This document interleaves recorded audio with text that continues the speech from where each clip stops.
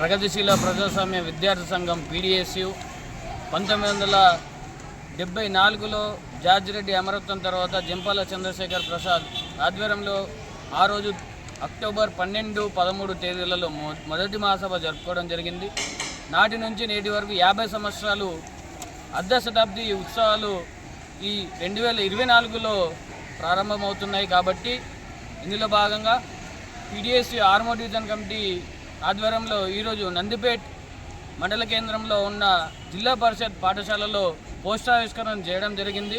ముఖ్యంగా ఆ రోజు ఉస్మానియా యూనివర్సిటీలో ర్యాగింగ్కి వ్యతిరేకంగా కావచ్చు, ఇలాంటి విద్యార్థులు ఎదుర్కొంటున్న సమస్యలకు వ్యతిరేకంగా జార్జ్ రెడ్డి తన గొంతెత్తి ఆఖరి తన ప్రాణాల సైతం కూడా తృణప్రాయాలుగా లెక్క చేయకుండా విద్యార్థి లోకానికై తన అమరత్వాన్ని కూడా సాగించాడు.